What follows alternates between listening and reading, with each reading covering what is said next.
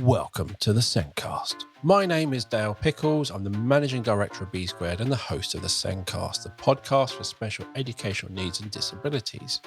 Each week we talk about a different topic within the world of special educational needs to help improve our knowledge, to provide supports to professionals working in schools and to empower parents.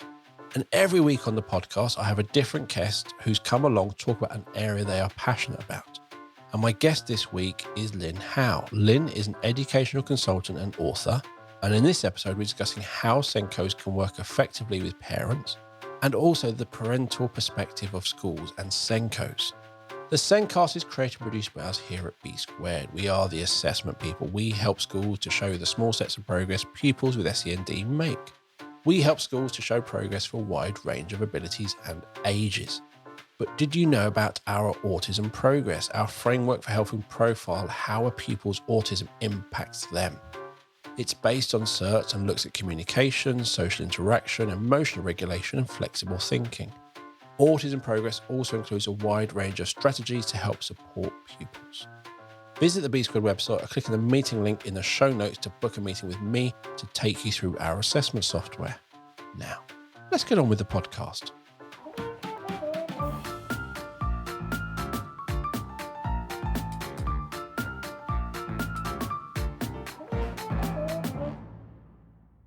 In this week's show, we're discussing working effectively with parents as a SENCO and the parental perspective of schools and SENCOs. My guest this week is Lynn Howe. Lynn is an educational consultant and author. Lynn has worked in education for over 20 years, including being an assistant head, lead mentor for ITT and SENCO. One of her big focuses is well-being for both staff and pupils. Welcome back to the show, Lynn. Thanks for having me. You are welcome. The SENCO is a strange role that is unlike any other. When a parent raises an issue with a deputy or a head teacher, it is an issue that sits within the school where they have that direct influence, they can solve it and say to that parent with confidence, we've sorted it. But when a parent raises an issue with a SENCO, it might be within the school, they may not have influence, but it also could involve external professionals and agencies where they definitely do not have any influence, or it involves processes that they have to follow and have no choice over. Yet that parent still expects the issue to be resolved by the SENCO in the same way the head teacher resolves issues. And it kind of puts the SENCO in a really hard position in that way, doesn't it? Definitely. And I think we are generally stuck between a rock and a hard place a lot of the time in these situations. And we are the go-to person that the parent will come and have a moan at, partly because they trust us, which is a good thing, isn't it? That they're happy to come and talk to us. But sometimes it's just not a moan that's a very well-worded one. So we do have the brunt of a lot of parental upset. I also think they moan at you because you're the only person they can access. Yeah, and I think they sometimes expect us to be more accessible even on our days off. So that's one thing I tell SENCOs to have their sort of on their bottom of their email, just to state their accessibility and what days they work, etc., so that you're not instantly available. But even though I work one day a week, I'm still speaking to parents on other days because, I want my parents to feel that I am approachable to prevent issues before they come up. But at the same time, that's probably not what I should be doing for my own well-being. So it's kind of a catch-22 situation there. And if you are doing emails in the evening, use the deferred send option, which I think most mail applications have. Yeah. So if you in your email, it says at the bottom, I will respond to emails between 8 and 3:30 or 8 and 4, and you are doing an email at 6, that just works for you, then deferred send it to the morning. But don't do it for 8 a.m. because that is quite obvious. Do it for like half 8, half an hour. So almost like I've got in, I've read it, and I've now responded. Give them that illusion. Not the moment it's 8 a.m. it's sent. Delay it another half hour just so it's at a more reasonable time. Otherwise, all your emails, isn't it? I think. Yeah. Otherwise, 8 a.m. the next time, they'll be waiting for that email at 8 a.m. and it won't arrive. Yeah. So I think it is. You are accessible, especially if you're a class teacher in a primary school and you're the SENCO, then they can always get you in the playground before and after school. Yeah, definitely. No hiding. But, we'd rather sort of sort the issues out before they become issues. So prevention is always better than cure. But I know in this, the situation where we've got limited resources, etc., and sometimes power in a school that, we can't sort out some of these issues that parents have. No, and it is a case of, I think I've referred to SENCOs as like receptionists. You know, when you go to a building, you're, I'm here to see this person. And they literally, they're almost like going, well, what is he here for? And they are literally they are the access person to everyone else behind. The gatekeeper. And they're the person, if you've got an issue with someone upstairs, you can't get hold of that person upstairs because there's this person here stopping you. So you end up going bleh at this person. And to me, that is kind of that SENCO role. Whatever's gone wrong, whichever person didn't turn up to a meeting, whichever didn't happen or didn't send that email like they would, you are the person they can get hold of and rant to. Definitely. And then you've got your personal views as opposed to school views, and they are often very different things. So I've ended up sort of concluding a meeting by saying, I would strongly suggest you put this in writing to someone further up the school because it's not something that I can resolve. So just to make sure it's done, because quite often I've been in agreement with the grievances in the past, but my hands are tied and I'm not allowed to say that I'm in agreement specifically. So that can be quite a difficult situation as well. So if you are, as a parent, ever hearing the phrase of, I suggest you put a complaint in, maybe not in that sort of tone, but more the way Lynn said your issues in writing for us. What they're subconsciously saying, or between the lines, is completely agree, but that's not within my remit. So go to the person who has that power and we might get somewhere. Might get somewhere, yeah. Hopefully. Yeah, I couldn't say, I wouldn't, always going to be a might. But yeah, I think from SENCO's point of view, and even from a parent's point of view, you can feel like you are two warring factions. It can feel like you are fighting each other. I think so. And quite often, I think I've got a son with special needs, and now I've got the sort of the parental side of it, and I'm on a lot of parents' forums. I'm a lot more empathetic towards parental issues because, you've got parents of 101 different things, and I always start from the stances, unless you've walked a week in their shoes or a month or a year, then you're really not going to understand what they are facing day to day. And, there's many pupils that I come across that I think, well, I don't know what I would do in that parent situation. So definitely starting from a place of empathy is a great place to start, really. And also, if they've been a parent of that child for the last 8-9 years, they probably have a load of tricks that could really help you with that child. So it is worth really having a good relationship. And I know Carrie and Dave Grant, who I would always think of as Carrie and Dave's Pop Shop, but that's just my children's TV that my children watched era. They are parents of a number of children with SEN, but they talked about a couple of autism shows about their relationship with that SENCO. And they said the SENCO initially came off as very defensive and they didn't have a good relationship. And I've seen this a lot where people are defensive, where they're not confident in their role, or you're asking them questions, they're not confident, they become quite defensive.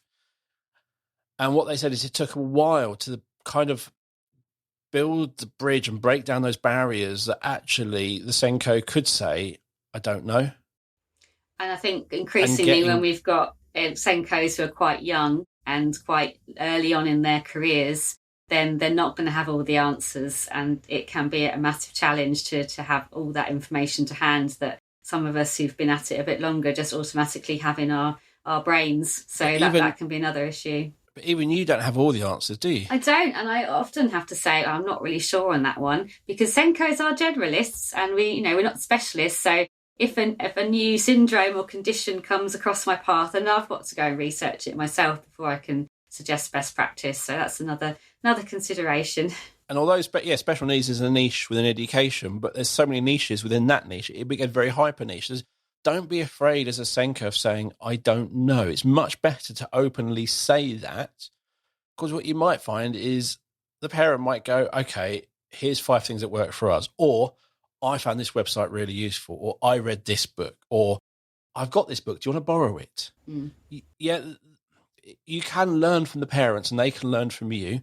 So have a collaborative relationship. Don't be afraid of saying, I don't know, or Great. I am not sure, rather than trying to come across as this person who knows everything, because you're scared that if you say, I don't know, they're going to attack you or say you're not good enough, or what I've always found in my life, if someone says I don't know and then comes back with the information, they have put in effort for me. That's what I sit there and realize is if I ask you a question and you didn't know, then a week later when I found this out, I literally going, wow, you've actually gone away and done that in that time frame and come back and given me an answer today. Whereas if you've done the opposite or pretended you knew or came across like you knew and then did the research, you haven't built the bridges. So being humble and vulnerable is good. Definitely, because then it just shows that you're human, doesn't it? And I think I've learned the most about parental relations with the COVID side of things when we were doing a lot of remote communication, because I actually had a much better understanding of the parents' home lives in comparison to when I was just sort of seeing them like once a term, because I was phoning them weekly to find out about what they're up to. And I actually found out an awful lot about their families, a lot about their living situations and their challenges. And they'd talk to me about all sorts of things. I was answering questions on baby weaning and sorting out like secondary school issues with the older sibling.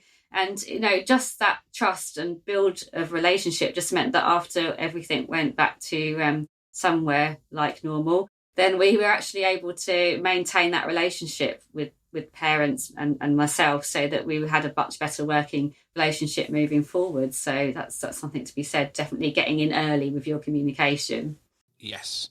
And I also think that there is something about where you are when you have a meeting. I remember when I started working at B Squared 20-something years ago, and the first time I, as an adult, working in education, went into a head teacher's office, felt 6 years old again. Parents have not always had the best school experiences themselves, that is for sure. And I think it's quite triggering, particularly if it's the same school that they went to, definitely. So I think sometimes, whether you're a teacher, you've been in this building for years, it's comfortable, it's a school, schools, but for most people, the school is somewhere you go to when you're a child and you never go back to until it's like parents, even for your children. So for me, at 20-something years old, just walking to his head teacher's office and sitting in the chair opposite the head teacher, I'm literally 6 again, about to be told off. Yet we are there to discuss assessment and data and progress. But that's not what I was feeling inside. And I was on edge and I was nervous because I was having flashbacks to my amazing, never got in trouble school lifetime ever, honest, not. So when you have parents coming to school, they've got their own feelings about school. They also might feel that the school is it can put them on edge. And I do think sometimes having Teams meetings or Google Hangouts or whatever it is you use, where they can be sitting on their sofa with a cup of tea, stroking their dog, and you're wherever you are, you can have a much better meeting because they are comfortable. Now, you might say, well, I prefer face-to-face. It's like, yes, I do as well. But you've got to try both to see what works best. Just in terms of timings as well. I mean, I sort of agreed with my head teacher at my current school that I wasn't going to come in for parents' evening because it would be on my non-working day. However, I would be happy to set up a Zoom meeting with parents at another time that's convenient to the parents and myself. So that just meant that I was more widely available at more time-wise out of hours than I would have been. And of course, you have to be really careful here about your work-life balance. But when there's parents who are working and you can't talk to them during the day, I've had parents who literally get into trouble for answering their phone at work. And, that situation can be quite difficult to build that relationship with parents. So we do have to meet them halfway on that side of things. I do think that I personally would say I would never want to talk to my SENCO if I needed to at a parents' evening, because you get 10 minutes. Mm. And what can you really talk to about your SENCO in 10 minutes? It's an hour at least type thing. It's going to be. So I think certain things of having a 10-minute meeting with a SENCO is kind of like you get to headlines. That's as far as you get. And you're not actually doing any. I think the class teacher gives the headlines, and then you have to kind of put the meat on it. So I think sort of things. So but it varies, doesn't it, from parent to parent? So some would need 20 minutes, and some would need an awful lot more support. So it kind of depends on the individual circumstances. Yes. So let's pretend the EHCP process works perfectly. everyone from the local authority and every external professional does everything they do, and that doesn't cause you any issues as a SENCO. Let's just have that pretending, because that is something we have no control over, and you are going to dream about that for a moment. Yes, I'll leave you. You're rose-tinted, dancing through, tiptoeing through the tulips type thing. Oh, that sounds good. Let's pretend all of that works, even though it doesn't, and we have all the parental issues around that. But let's kind of discuss more kind of supporting parents with what's going on inside the school, where you can be effective, where you actually can change things. I think really the first thing to do is just let parents know what is available for every single child, because a lot of pupils who are just on the periphery of needing to be on the SEND list, and parents are pushing for it, and you're saying, actually, no, this stuff's already available. So it might be called universal provision, might be called ordinarily available, but it's something that you can work within your staff meeting to decide what as a school that you are offering. And then any parents that come through the door who say, oh, my child needs a little bit of extra support with this, or you say, well, actually, every child in the school, they are able to get a little bit of pastoral support. They're able to get, daily reading if they need it. So there's a whole bank of things like self-regulation strategies that every child in the school is able to access. So that's kind of a great starting point to sort of stopping issues before they start, definitely. And from my point of view, so I've never worked in a school. I've been a parent, I've been a governor. I spent my life going to schools around assessment, data, progress and things like that. And I spend my life talking to amazing guests on the podcast, but I've never worked in a school. So when you are saying all of those things, as a parent, I look back at my child's school and I got none of that. There was no information around that. And when I think of my daughter's school, I was literally picturing my school, what my school did. And I'm literally going, well, my child won't cope with that. We need some support. And this is the thing I find with lots of schools is all about this ordinary available provision, universal provision. You know about all this stuff that is available, the pastoral support. You got this bit, you can just do this, they can just do this, they can just do this, they can do all this stuff you can do. And you might even find the child knows. But if me as a parent knows none of that is available, or doesn't know that my child knows all the stuff that is available, then I am going to worry and I am going to say we need extra support. But when I'm saying extra support, I might not even be thinking the extra support of what you're already doing. I might be talking about extra support of what I think you are doing. And I do think thinking about what do the parents know, what information do they have, what are their misconceptions that we need to kind of unpick here? Because that thing is, I became a governor because I thought my daughter's primary school was really rubbish.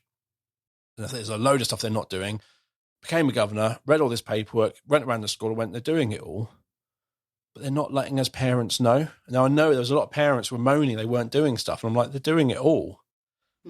But they're not letting us know for some reason.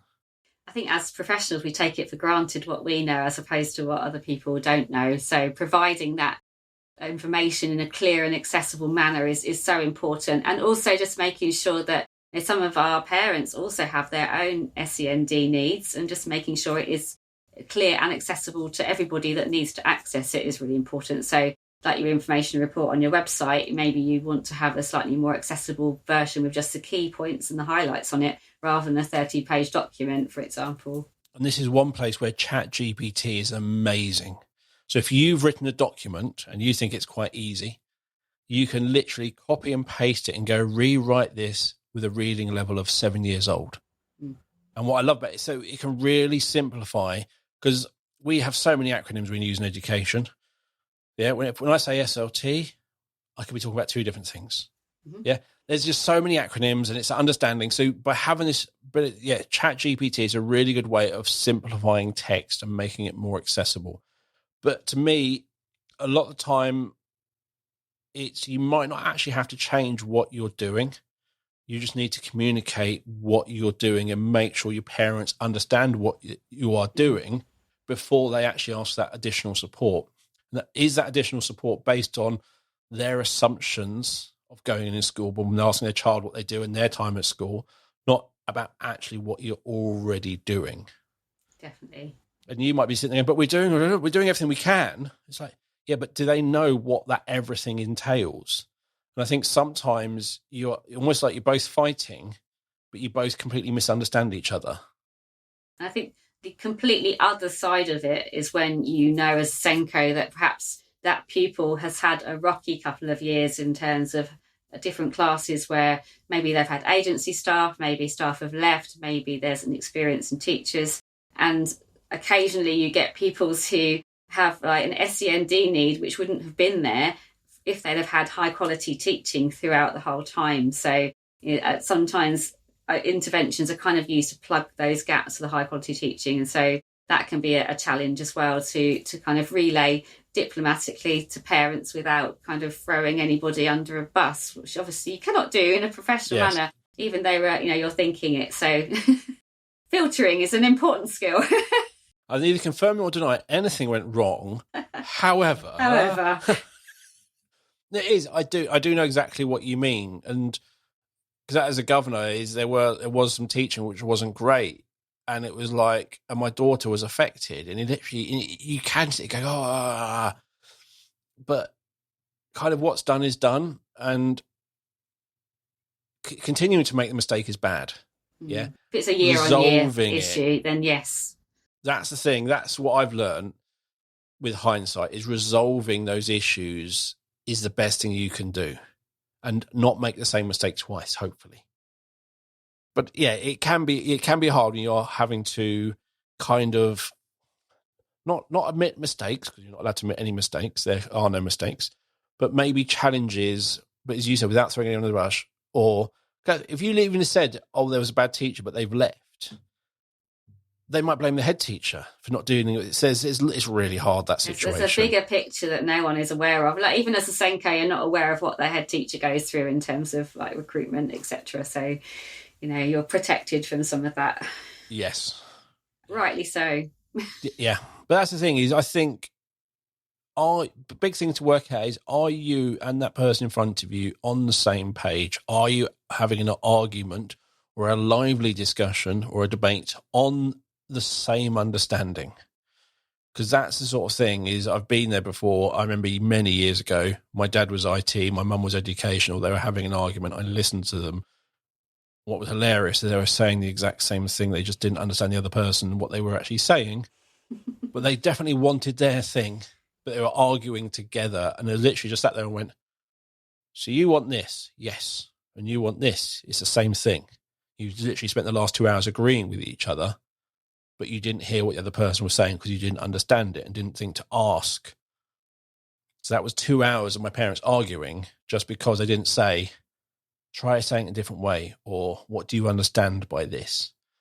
And I'm sure we've had discussions with our partners or our children where we've been in this situation where we've argued, or when you suddenly realise halfway through that, oh, we've really misunderstood the situation.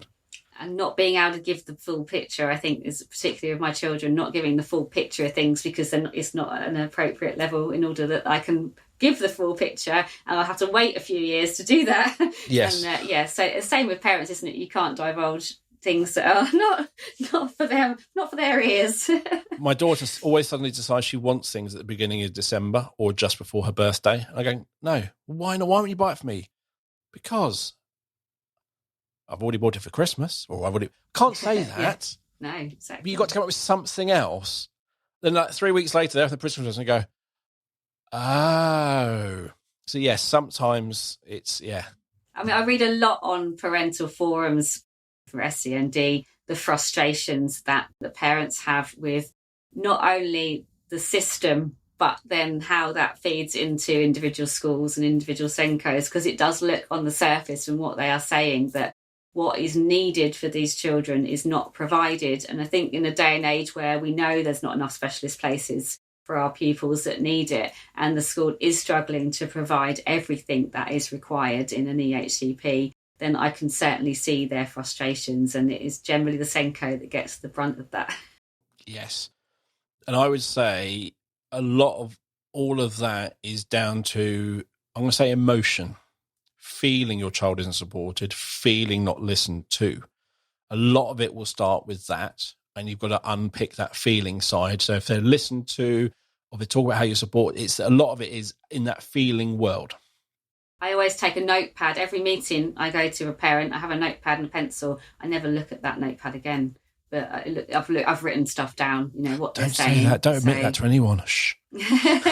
Well, from my point of view, if I write things down, it gets more embedded in my brain anyway. So that's the way I've learned to revise for things. But yeah, generally it is there if I need to refer to it, but generally I don't look at it again. But it does help parents feel that they're listened to if you're noting things down. Definitely. I also think a good thing for parents, because when you're having that meeting, emotions come up, you go off on different tangents, and you might even end the conversation on a really good positive thing that's happening next week and kind of half forget what actually you're doing. So it is always good, I think, to be really clear as to if there are any actions or changes, to follow it up with a short email.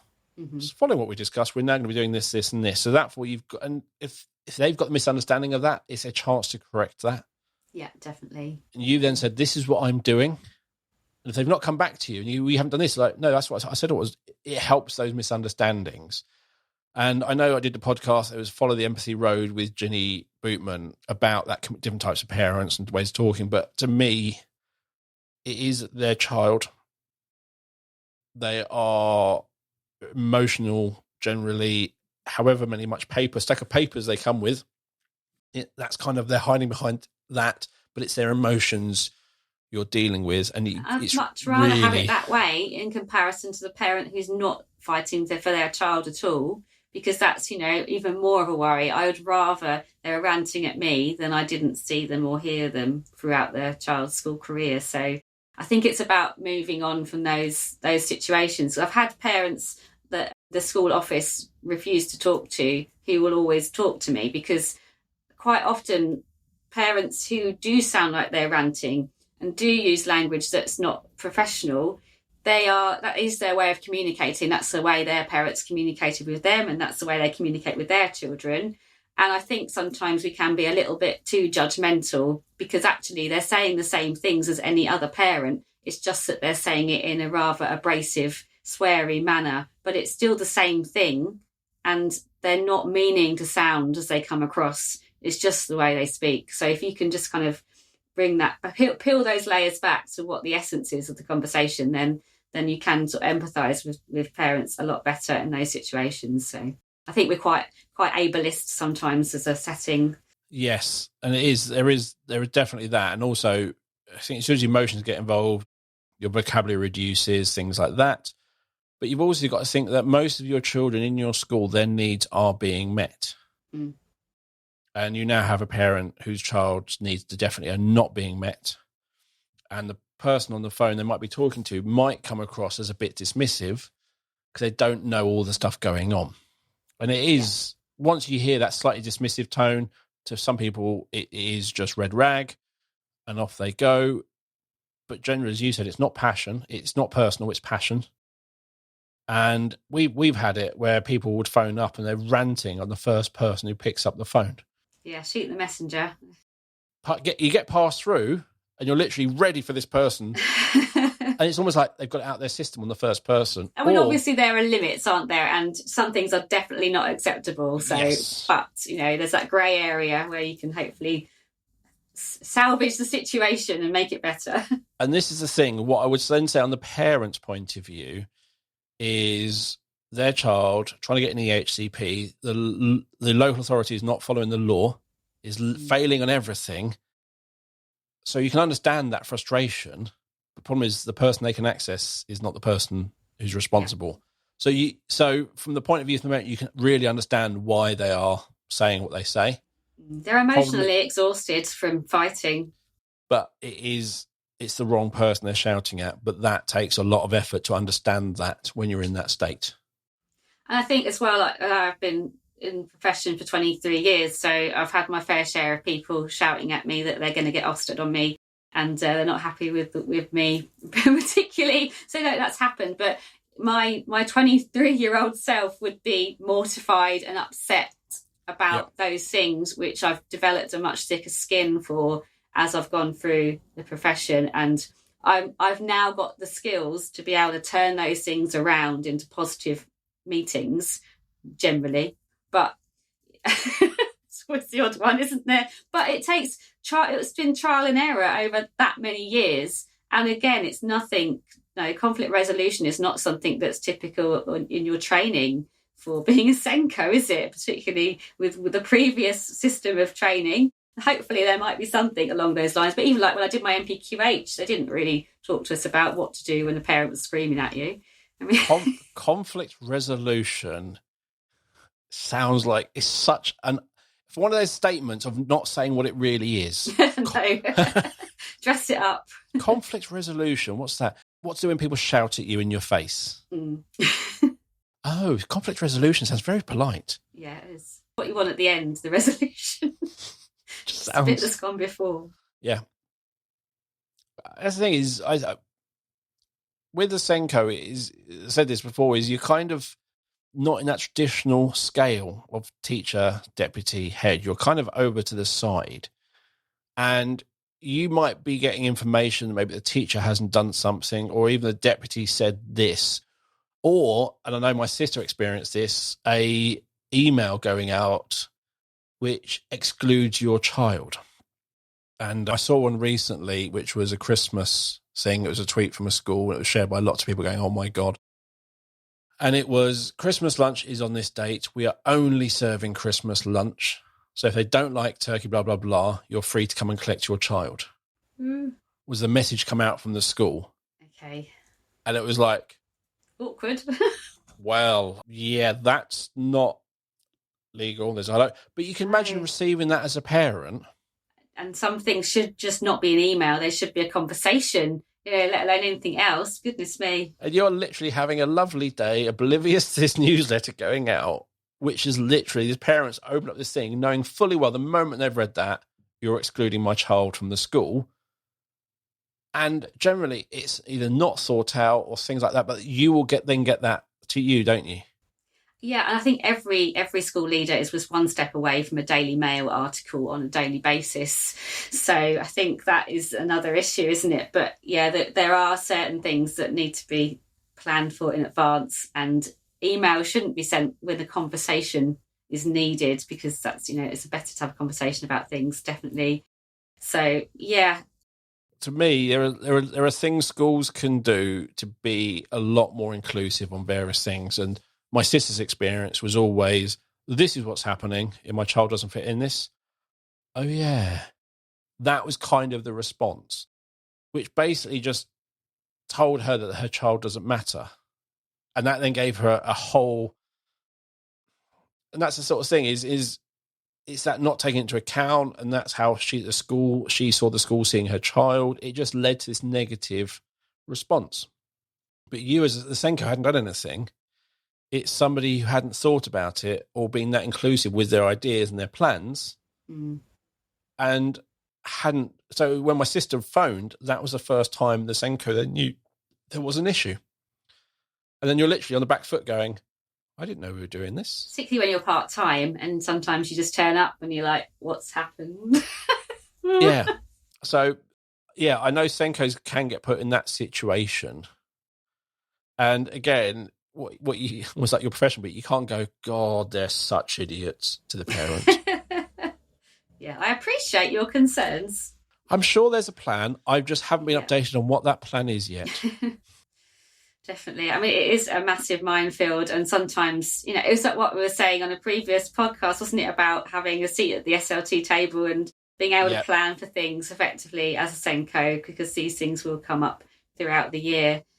Yeah, it can be a real challenge. But I guess the bottom line is as well that some schools, you try as hard as you can as a SENCO and a school for a pupil, but you do get the situations where a parent still isn't happy despite a significant amount of effort. And there is an occasion where a parent is not ready to accept a need, for example. And there are situations where you sort of say, well, perhaps you want to try a different setting. And sometimes parents do need that second opinion. Of course, you hope that the pupil's going to go a different setting and thrive. That would be the best outcome.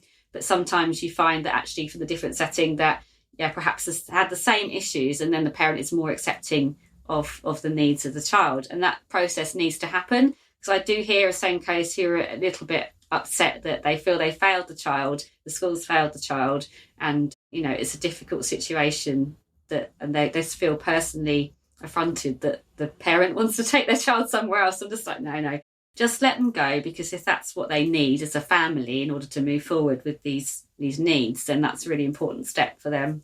I think as a SENCO, you are representing what your senior leaders want to provide in that school.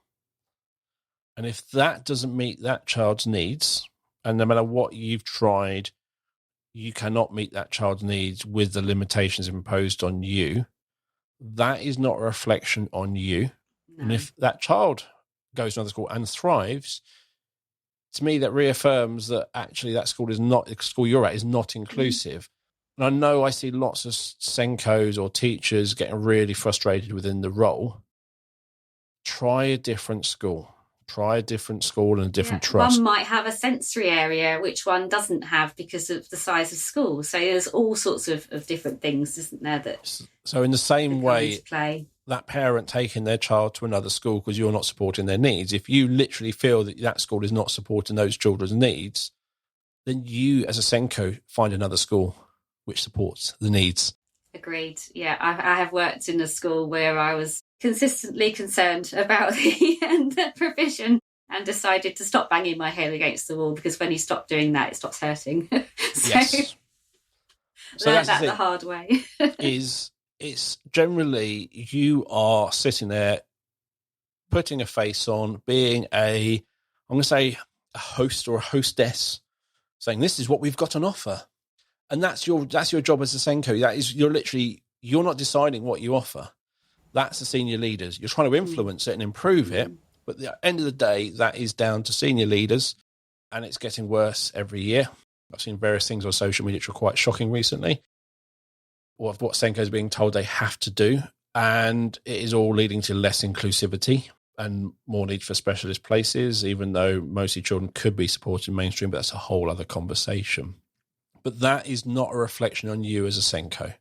That's the biggest thing I want to say on all of this. It's not a reflection on you as a person or you as a SENCO. And if a child leaves your setting and goes to another school and you find out that child is happy, then in reality, you did everything you could. But if they're better there and you've been a part of suggesting everyone, then you actually have made a difference for that child. Definitely. If you try to promise that everything will be okay at your setting and it hasn't, but if you've said, look, I will try another setting, it might be better, and they have, then that you were part of that. You were part of helping that child. Don't take it as transparency is just so important, isn't it? About not under-delivering what you can say that you have. And we all know that there's huge financial and resource constraints in education at the moment, and schools are struggling even to provide what is legally necessary on EHCPs, and they're trying to be a bit more creative about it. But being transparent about it is really, really important. Now, if you're a parent listening to this and your child has a TA, that child is probably not properly funded by the local authority for that school. Not everywhere, but lots of places. So with all the current budget cuts, because that budget isn't fully funded, they're using money from elsewhere in the school, which they now can't afford to, and that's leading to lots of difficulties in lots of schools. And I'm seeing lots of, I would say, illegal ideas from head teachers to solve their funding problem. Yeah. And if you're the SENCO in that school, you are literally kind of being put in front of a firing squad, is how I literally... I mean, a popular one is that one-to-ones are out and you should never have an LSA velcroed to a child, effectively. However, if they are a child in need of a specialist setting and the rest of the class can't function without that one-to-one LSA, then it's definitely the appropriate thing to do for that child, isn't it? So, one school said they're not going to offer interventions anymore, even though they have a number of children with EHCPs who leak. Yeah, so again, the SENCO, you're not making these decisions, but you're the person having to smile at that parent coming in the door or phoning you up or sending that email and trying to resolve conflict. And remaining positive is a massive part of the role, definitely. And, if I can get parents to leave the meeting at least smiling about something, then that's that's a bonus. It's like when I have sort of annual reviews, and it can get quite difficult sometimes. So we had the sort of the celebration bit with the pupil to start with, and then we just make sure that the pupil's gone back to class for the awkward bit, because nobody wants those conversations in front of the children either. And I've witnessed some situations where the parents like, no, I want my child to stay in and talk about this. I'm like, I'd rather we discussed it and then maybe gave them the outcomes, because it's not going to be fun listening, is it, for your child either, depending on their stage of education, because obviously some children need a little bit more say than others in their provision, etc. But even though you've had that difficult discussion in the middle, if you can leave the meeting with some sort of plan moving forward and a smile, then that really goes a long way, ready for the next interaction. There's something about children and their parents knowing what they're like or discussing them just grates on you as a child. And it's great that if you can have that conversation about that with certain things on a certain level with that child, even then you probably shouldn't do it with the parents in the room. And if you have that conversation with parents, you should do it with the child in the room. But you can have that conversation with each of them separately at different levels and different ways, and then look at the outcomes together. Works well. But it's something about my daughter will never tell me certain things. She hides things because I'm her dad, and she worries that I will have an opinion of her. And I'm like, at what point have I ever had a negative? When have I ever been that judgmental? When have I ever done these things? She goes, you haven't. But, and that's the sort of thing. So it's from that child's point of view, I agree. Never be in that room while you're trying to have a discussion about that child in that way, because the parent could just say something off the cuff that sticks in that child's mind for a very long time. So yeah, I would avoid that one. Definitely. I think that anyone could say, a SENCO could say something that's also going to be detrimental to that relationship. So, anybody can say things. I mean, teachers do it all the time without realising, I think. If I think about some of the things that I've said to pupils when I first started in my career, it makes my toes curl, because I didn't have the knowledge and the training. The typical one is, weren't you listening? I've explained it twice, So, and obviously now I know that I've got a lot more training and experience. And yes, they were trying to listen but had barriers. And again, if you're a parent, if you look through my reports, and I remember my teaching, lots of things like that was said to me in various different ways. And it was always my fault is how it was always presented. And if I've had that experience at school, I'm already hating and negative towards the school my child is in. So that's the sort of thing. You've got to kind of, as you were saying, what is that parent's background? What's that parent's opinions on schools? And I know people who were completely failed by schools, dropped out of school when they were 13, and they're trying to be supportive of their child. But the moment it goes wrong, they're like, yep, that's why I left school.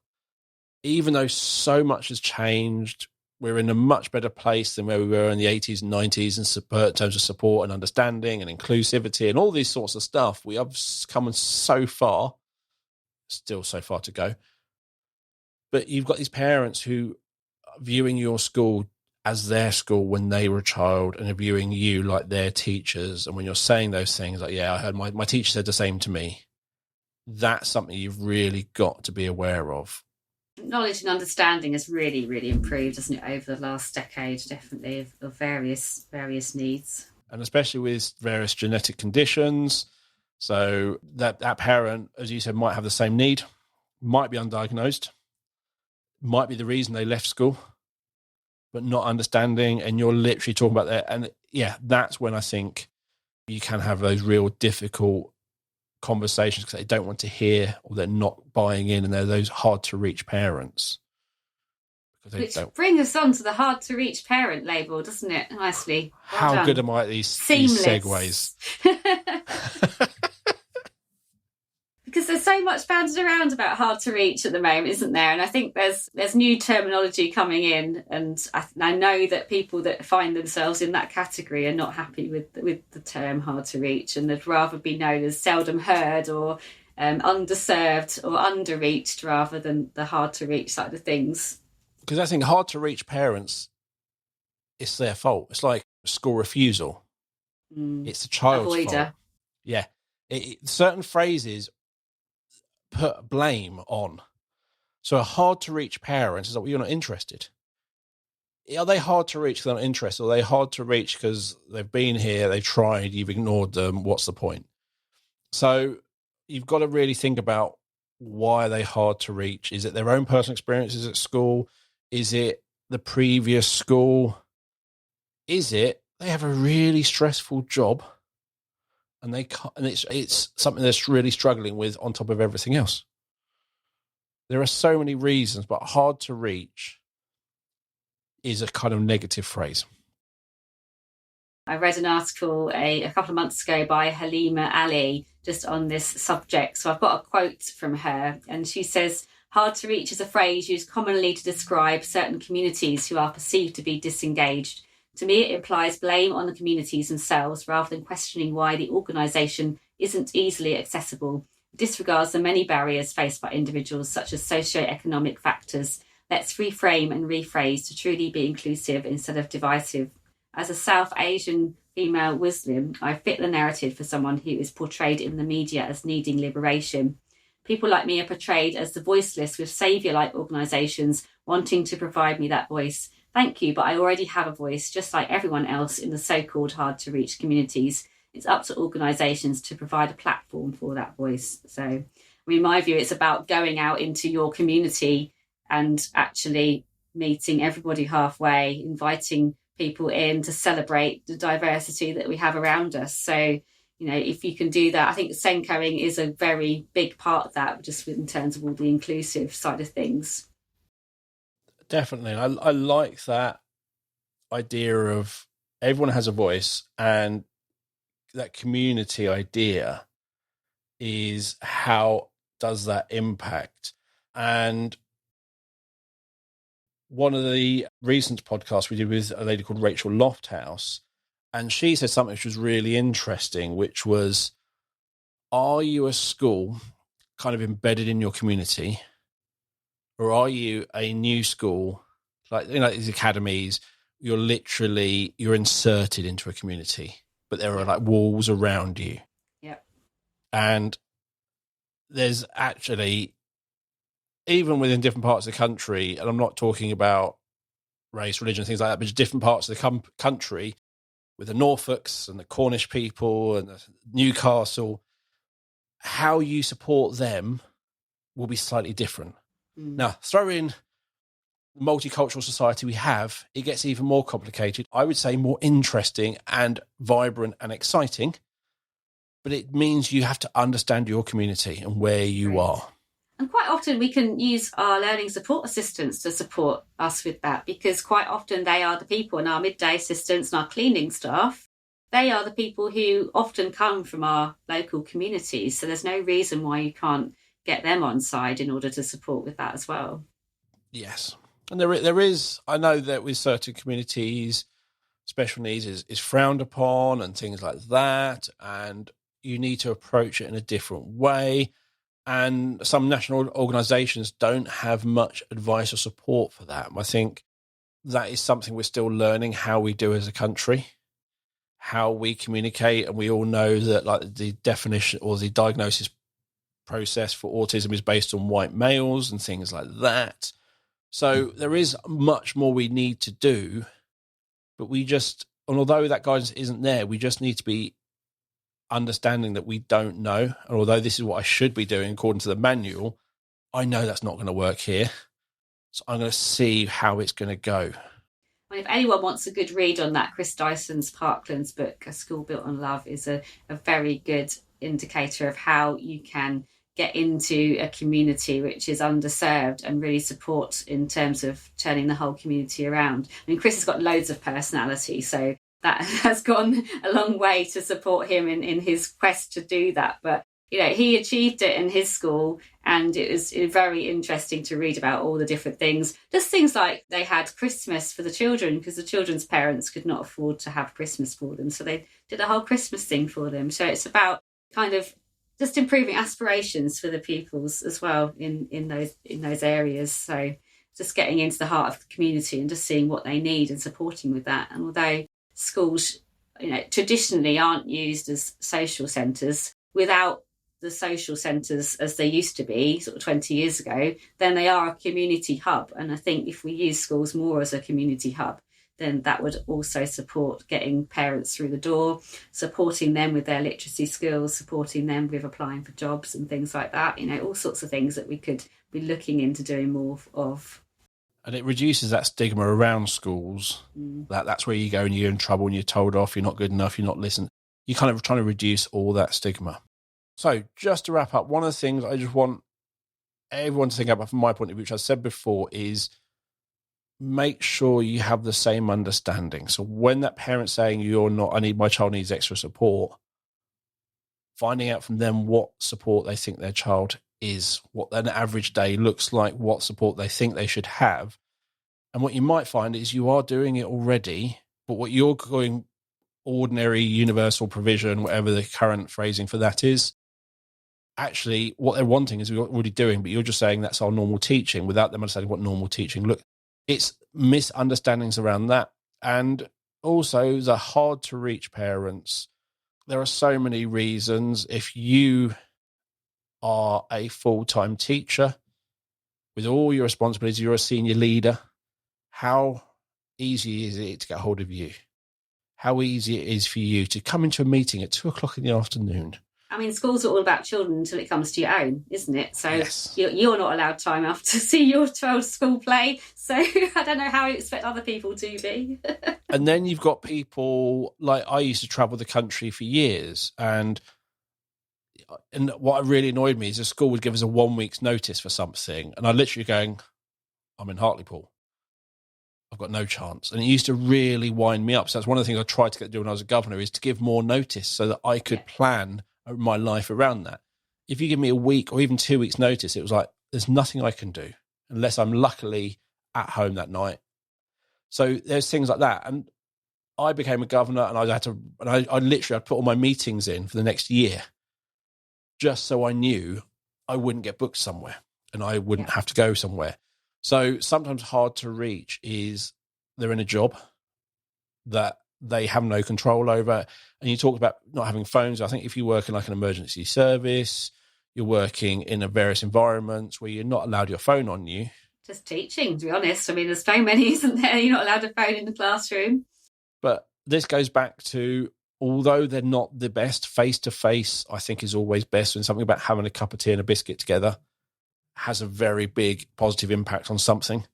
I'll just add to that as well, just in terms of a lot of parents want support in potential referrals. Things like ADHD is quite a popular one. And even if as a school you feel that a pupil doesn't warrant that, it's really not for the school or the individual SENCO to say, and we really should be supporting the parent in whatever they wish to do. If they wish to pursue some sort of diagnosis, then that's up to them, and all we can do is agree to support them and provide any evidence or lack of evidence that we have in order to support those applications, because we're not qualified enough to diagnose or not diagnose anything. So it's best just to support in those circumstances. My daughter, who's just been diagnosed with autism, she is the model student in school. She is quiet. She tells me how different she is at school and things like that. And she is a very different person at home. She tells me all about the stuff she struggles with. I was like, why don't you tell the teachers? I can't. I just can't. So how the school see my daughter and how she really is very different. And I wish she was more confident to be herself everywhere, to let people know that she needs a little bit of support in some situations, but she won't. So, yeah, if you're only seeing, especially with all the neurodiversities and masking, and even Aaron was talking about his dyslexic masking, where he does things to hide his dyslexia, is you might not be seeing how he is or she is and at home at school, but how they are at home and what they're saying to parents is, if there is an impact on the inside that you're not seeing externally, you want that diagnosis and you want that support. And it might not be that diagnosis actually gets any support, but if it just raises that awareness and just tweaks that quality first teaching for that child. It helps people to understand themselves if they've got a diagnosis as well, I think. So Exactly that. For me, getting my diagnosis in February of autism and ADHD, biggest thing to me is it's not my fault. And I look back on all those school reports where everything said it was my fault. I'm going, but it wasn't. Mm-hmm. And I look back and go, but we just didn't know then. So I'm happy, but it's nice that it's not my fault. So for me, thinking about that parent's point of view, how they view schools, things like that. Are they hard to reach? What's that reason? And not being judgmental on all of that. Just take that step back. In the same way, as a SENCO, you're looking at that child and going, what is it they need? You've sadly got to do this. I said that's really bad. I shouldn't have said that. That's a bad. Ignore that word. You have to do the same for the parents. Not sadly. I should not have said that because I'm a parent. And my wife going back into teaching, she is not accessible. So you've literally got to take in what it is that parent needs in the same way you do the same for their child. In that way, in the same way you do that for the child, you'll hopefully be supporting them better and work towards better outcomes. It's a very holistic role, isn't it? Just this whole family is involved. Definitely. But it is, you've got to meet them and find something that works for you. In the same way you're saying to all the teachers, what works for that child? What works for SEN works for all. We do that with the children. Let's look at the parents in the same way.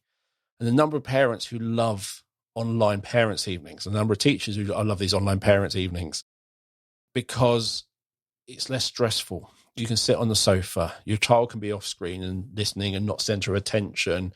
You're not waiting because somebody's taking too. There's so many little benefits. If it goes on for too long. But the one my daughter's school use, it counts down. It's over. Yeah. That's a lot. So even though the teachers make comments, I just go, thank you. Then gone. So we got to think about, there are things we're doing, like is works for the parents because they're more comfortable. They're at home. It feels more private because you're not literally sharing everything.